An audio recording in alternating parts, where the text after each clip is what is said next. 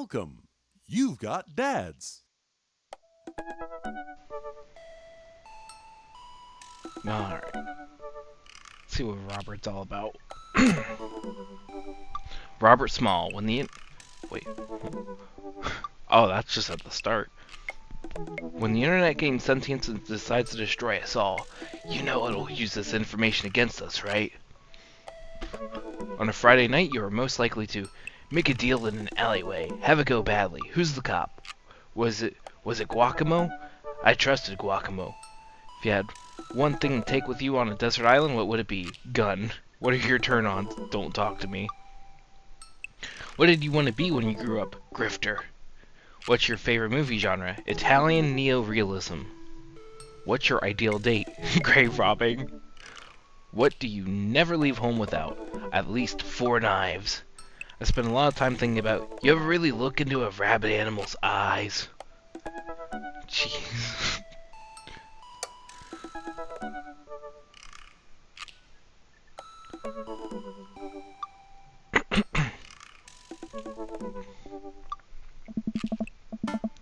Robert was pretty nice, a little odd, but nice, and ruggedly handsome. We should hang out. I type out a message to him on Dadbook. Hey Robert, good seeing you again at the cookout. Wanna grab a drink? I sit there for a couple seconds, hoping he'll message me back.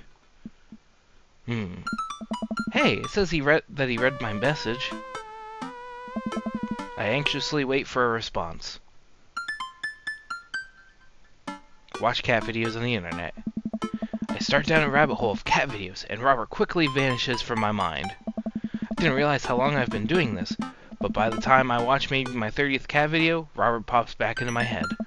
I jump back over to Dadbook to see if he's responded yet. Nothing. Well, I guess the guy's busy. Might as well make the best of my day. I get up, walk to the living room, then sit down and turn on the TV.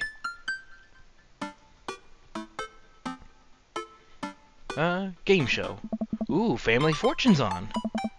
Alright, Nicole, your parents are in the lead and it's up to you to win a pig. Are you ready? I'm ready. They hook the contestant up to a lie detector in front of her parents. Who is your favorite parent? My mom? Ooh, sorry, incorrect. Next question.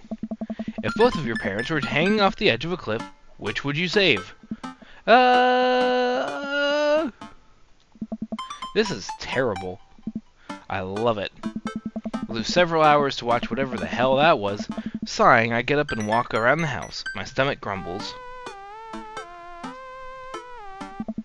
Time for lunch, huh? Well, I guess it's time for old Chef Cat to cook a gourmet delicacy. I walk over to the refrigerator and open the door. Make a sandwich.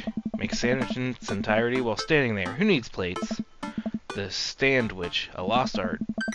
Admire my work for a second before I clumsily drop the entire thing on the floor. No! Look around and remember that Amanda's not home. This is still good. 5-second rule, right? Reassemble my sandwich, peeling pickles off the floor and putting them back where they belong, in my mouth. Wait, I'm a wreck. Finish my snack and walk around the house some more bored. When's Amanda coming home? Oh, I just remembered something. When we were packing up the old house, we found an old basketball hoop that would hang off of a door. It would really bring the living room together. I wonder where I put that. Spend a couple of minutes poking around the new place until I find it. After installing it above one of the doors in the living room, I'm ready to dunk. Come on and slam. Take a leap from the free throw line and rocket that sucker down the net. The crowd goes wild. And welcome to the jam. I pull up from the three-point line, breaking ankles and sinking a fadeaway. And I forgot the rest of the words to this song. No look behind the back. Hook shot, everyone's on their feet. Something something Space Jam. I managed to just barely defeat myself at horse before Amanda comes home. Then we cook dinner together. Proud of ourselves for not even coming close to burning down the house. Afterward, Amanda and I dig into a carton of ice cream over an episode of Chopped. toddler tournament. What you have in front of you is a molecularly deconstructed sweet potato with a brown sugar demi-glaze with creme fraiche, of course. This is literally a jar of baby food. The toddler immediately bursts into tears. Are we bad people for watching this? Yes. Just then, my computer dings. Huh? What's that? Oh, you probably just got a message. Amanda and I walk over to the computer and check Dad Book. It's a message from Robert. You up? What you doing? What does that mean? What you doing? What am I doing? You're just chillin'? I'm just chillin'. I tap back, just chilling. Amanda deletes the G and hits send. It'll make you look cooler. A couple moments pass by, another message pops up. Wanna grab a drink? Hey, that means he wants to hang out. I know what that means, Amanda. But it's kinda late. Come on, Pops, live a little. I am living, with ice cream and traumatized toddlers. Well, it's your life, but I think you'd have a lot of fun tonight. You are trying to get to know the neighbors better, aren't you? Ugh, fine. I type back a message to Robert asking him for details, and he tells me to meet him at Jim and Kim's. Well, don't wait up for me. I never do. I throw on a nice jacket and run out the door. It's only a short walk to Jim and Kim's, and it's a wonderful night. I walk into the bar and see the usual crowd of barflies drinking beer and watching sports. I spot Robert at the back of the bar and wave hi as I walk over. Hey man, how's it going? Hey buddy. Hey. Ahoy there, Skipper. Robert and Mary are here? Uh-oh. I brought Mary along. Figured we needed a drinking buddy. Aw man, I was excited to get to know Robert a little better.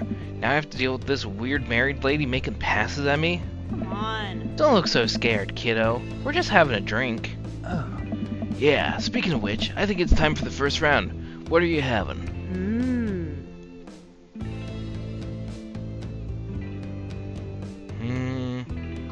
Something tropical. What do I look like, a toucan? Welcome to the Robert party. Robert orders 3 shots of whiskey and passes them between us. Well, this wasn't how I expected my night to be going. Hey. Here's to bad decision and relaxed moral values, fellas.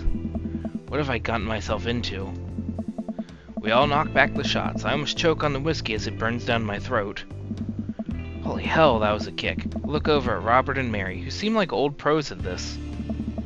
Robert grabs his jacket and throws it on. Let's get marching. What? Oh.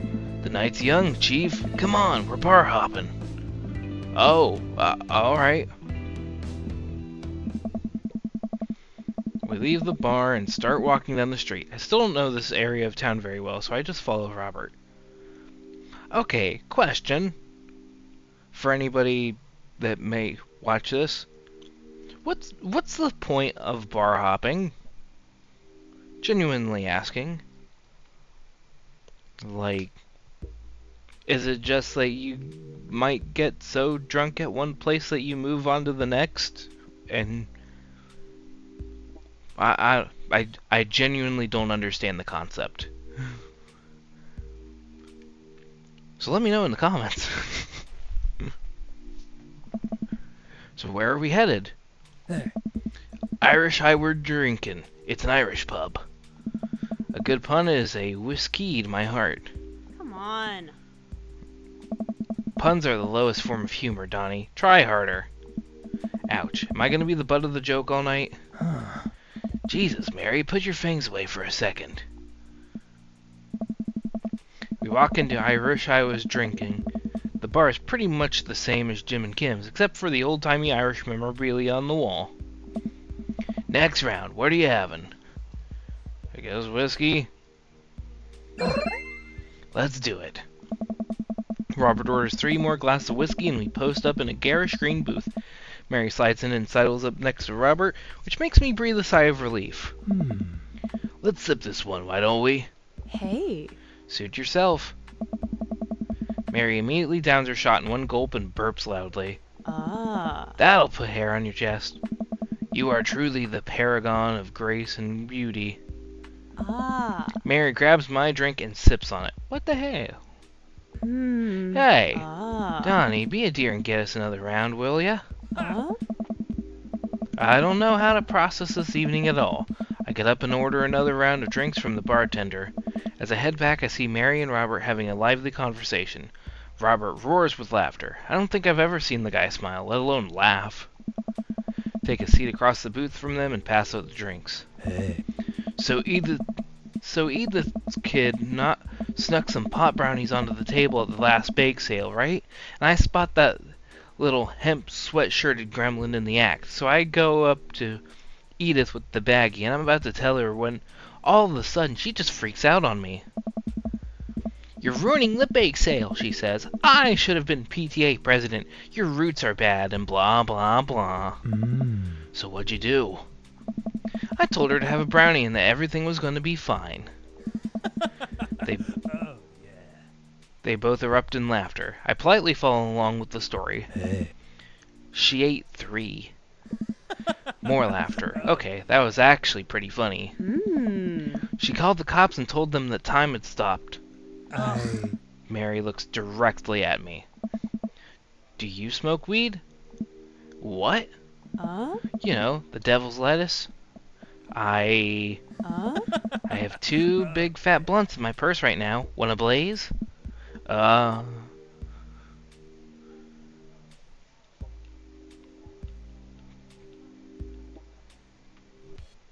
mean, it's not my thing.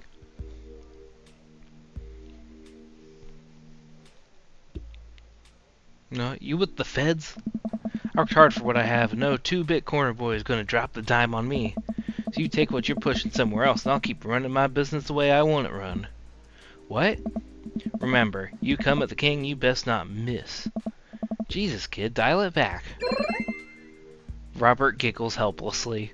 I'm just kidding, cowboy. Lay off the kid, Mary. He might not be used to your brand of humor. Fine, fine. We sit around and sip our drinks, people watching and cracking jokes. After a little bit of time, I begin to warm up to Mary. Her jokes become much funnier and much less scary. But it seems like she's not going anywhere anytime soon. I just wanted some alone time with Robert. I wonder if I can get her to leave somehow. You know what? I am genuinely wondering, like, does she have like a situation with Joseph? Or, I mean, that is her husband. Isn't Joseph wondering where you are? Whoa, buddy. Bringing the sanctity of marriage into this. No, it's fine. You dig into my private life that I'm sure you think is your business. Slow down, Mary. You trying to ditch me, pal? No. Because if you're trying to ditch me, you can just tell me to scram. No, it's fine. Donnie wants alone time with his new best buddy, Robert. Read you loud and clear. The wingman breaks formation to pursue their prey. Now, if you fellas will excuse me, Mary needs to sink her teeth into a helpless boy. Go with God. Nice seeing ya. Come on. Deuces, nerds. Mary gets up and saunters over to a younger-looking guy at the bar. She grows on you. Does she, though? I feel like she kind of delights in making men suffer. Well, she does. But what about her and Joseph? What about him? You know, they're married, and she definitely tried to get in my pants the other night, and I gestured to her across the bar where she's making goo-goo eyes at that young guy from before. He looks like he's being held hostage. Oh, that's just the thing she does. She's harmless. Tell that to the boy she's hanging off of. Poor kid looks like he's seen war. Robert lets out a healthy laugh. Hey, I got him to laugh. Oh man, you know, I pegged you for one of those straight-laced types. Oh, don't worry. I got pretty wild back in my day. Still got a little wild in you?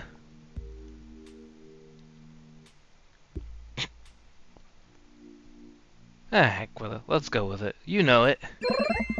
Robert orders a couple more rounds of shots. I gulp. What am I getting myself into? Think you can go shot for shot? Probably not. I'm honestly kind of a lightweight. Or at least I feel I am. There's only one way to look cool here. I grab the shot closest to me and down it. Robert looks impressed. He takes his shot and knocks it back. That's one. So, what do we even talk about? He's so cool and he probably hates small talk. So how are things? Oh. I hate small talk. Okay. Too many people, and this isn't necessarily you, but too many people think they have to fill the dead air with noise. Personally, I think they're afraid of the silence, or they're afraid of what the other person is going to think of the silence. Oh. If you want some unsolicited advice, just learn to be comfortable with silence. Nothing wrong with two people sitting in silence and drinking whiskey. Oh. Alright. Oh. Robert and I sit in silence and drink whiskey, taking the rest of the bar. Patrons laughing, playing darts, spilling beer. Mary giving the hard sell to the young man pretending he got a phone call from one of his friends. Maybe silence is nice sometimes. So, you ever kill a man? You ever watch the light leave his eyes as you strangle him? I choke on my drink. Excuse me? You know, watch the life drain from someone's eyes. It's not just their life, you know. It's their hopes and dreams draining away. Every memory and experience they've ever had. Gone. No? Oh. Great. Me neither. Robert knocks back his shot and motions for me to do the same. I reciprocate. I have a feeling that's not true. I'm just messing with you. Relax. I laugh nervously. Oh. Or am I? I don't know. Okay, maybe he is just messing with me if he's just saying, or am I? I laugh nervously. Again. I don't know, considering the limited amount of portraits in this game, if they just left it at that, I kind of would be inclined to believe that he might be like hiding something in his past. But anyway, we sip more whiskey and people watch some more. Mary has her sights set on another man after the other one excused himself to the bathroom and I assume crawled out the window. Gosh, this whiskey's hitting me hard. You betcha. Robert gets up out of the booth, shouldering his jacket. Let's roll! Sorry, whiskey, inside voices. Hey. Let's roll. Wait, what about Mary? Brother, Mary's gonna be just fine. I look over at Mary, who's lying on the bar in front of some poor sap. She's singing happy birthday to him while he insists that it's not his birthday. Dang, Mary's a wreck. We make our way out of the bar and back onto the street. I'm trying my hardest not to stumble, but man, that sidewalk is just coming right at me. I hope Robert doesn't notice me tripping over my own feet like this is the first time I've ever been drunk.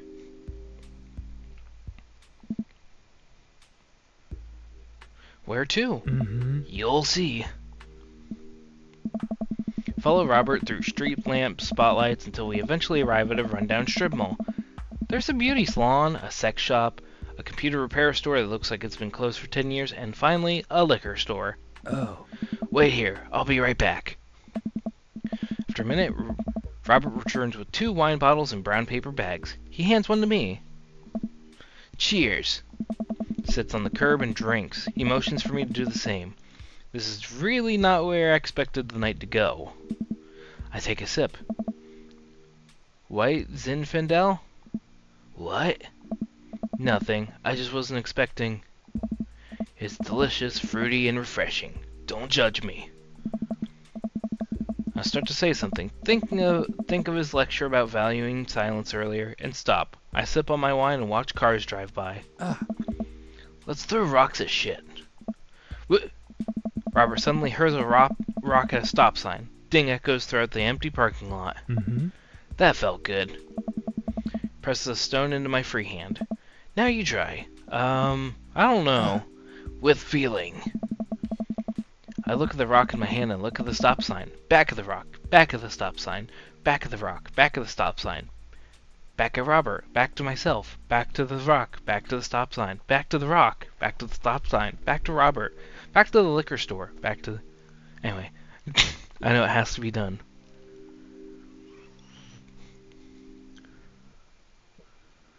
I got a problem with authority. I've got a problem with authority! I hurl the rock at the sign. It sails over the stop sign, right into the window of a parked car, leaving a crack. Dude, run! I leap up and dart into the nearest alley, wine in hand. I can hear Robert's footsteps behind me. After I'm sure I'm far enough away from the cracked window that I am no longer culpable of this heinous crime, I stop to catch my breath. Maybe we strike rock throwing from the to-do list. Agreed. Suddenly, my stomach growls. Oh man, I am starving. Let's get pizza. I can't argue with that. Where's good around here? Actually, I don't even care if it's good. It just needs to be edible and in my mouth in the next 5 minutes. I know just the place. Follow Robert through a maze of alleys and side streets until we eventually end up in front of a tiny hole-in-the-wall pizza joint. The bright red neon sign reads, Pete's Pizza Pizza. Ta-da! I can see a few exhausted-looking workers behind the counter tossing dough and pulling piping hot pizzas right out of stone ovens. My stomach rumbles again. We go up to the counter and get ready to order. Can I get 2 slices of Hawaiian pizza? Oh wait, Donnie, you're cool with pineapple on your pizza, right? Sure. I have no strong feelings about it.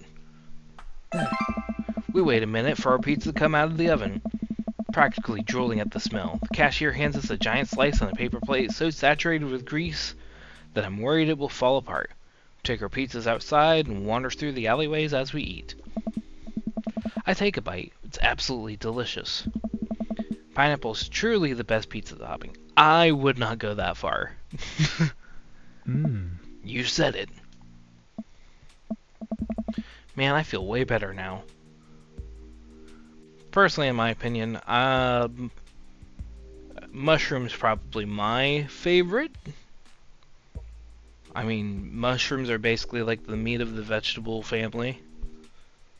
But anyway. You and me both. We hear noise coming out of a slightly ajar door in the alleyway. Robert looks at me excitedly. Got any more of that wild in ya? I'm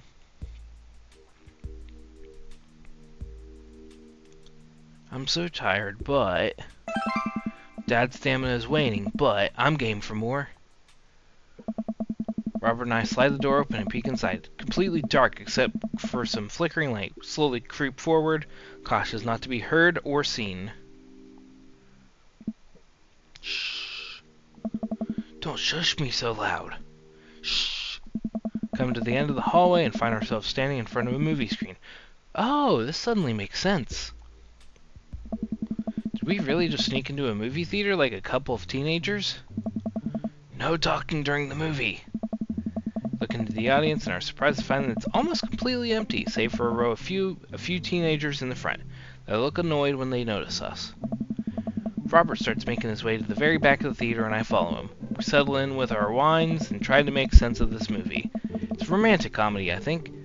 Young man is frantically trying to get through New York to find the woman that he's finally realized he's in love with. Kiss already! There's nobody to kiss yet. You want him to kiss the taxi driver? Hell yeah. Kids down the way notice us heckling. One of them speaks up. Hey man, keep it down. Hey, that... Oh damn, that's Ernest Hemingway. Hugo's kid.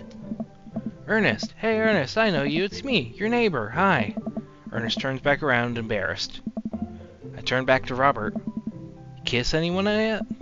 Turns out that yes, he did kiss someone. He made his way out to a tiny island near New York to profess his love for a woman who For some reason, he knew he would be there. Tells him that they hit the jackpot. He said that they had, but I think there was some subtext I'm missing here. Boo! Love is dead! Shut up! It's wonderful! No, you shut up. Ernest grumbles. Credits start to roll. I stand up. Robert immediately pulls me back down. Hundreds of people worked very hard to make this film happen, and you're going to sit here and appreciate them. Okay.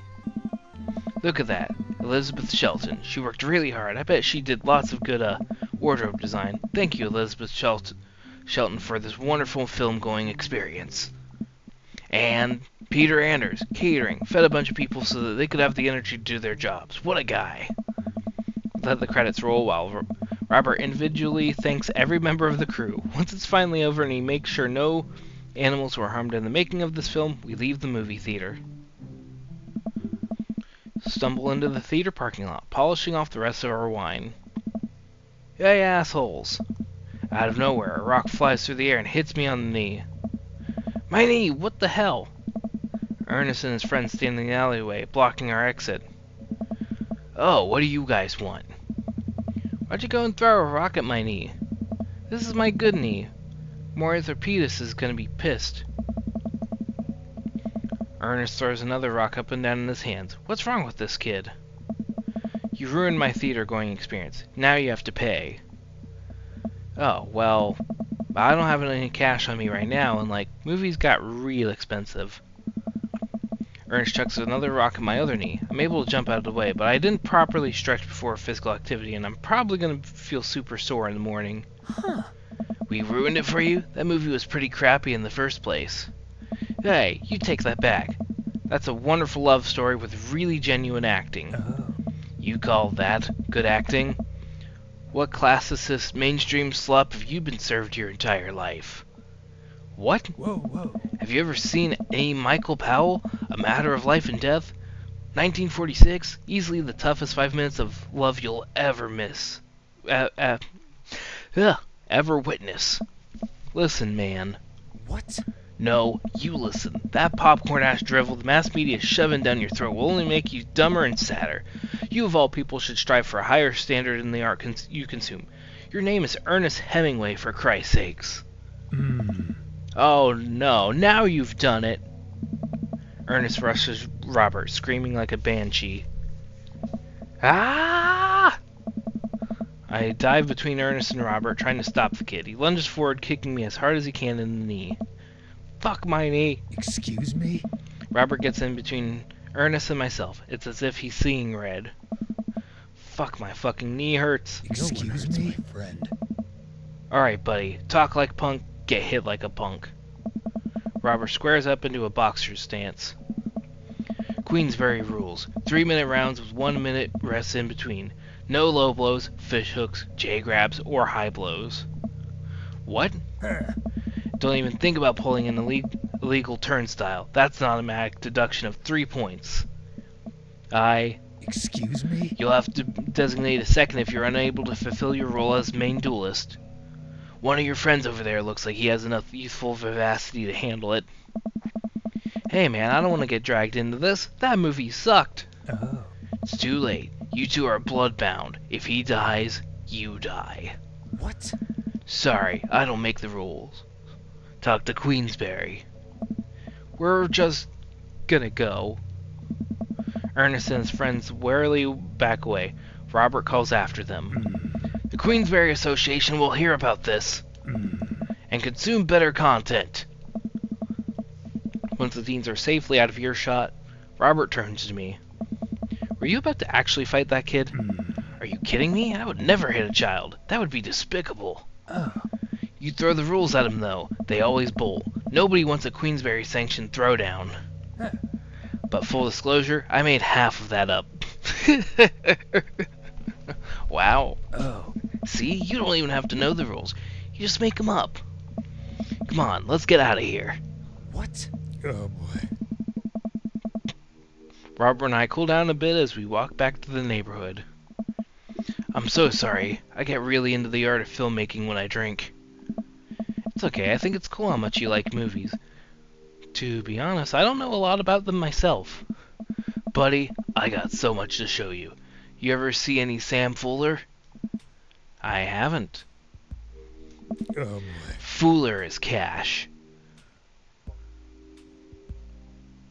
Thanks for defending my honor. Oh, yeah. It's a little strange when you say it that way, but sure, why not? Robert throws an arm around my shoulder and we drunkenly belled out tunes all the way back. We finally get to his doorstep.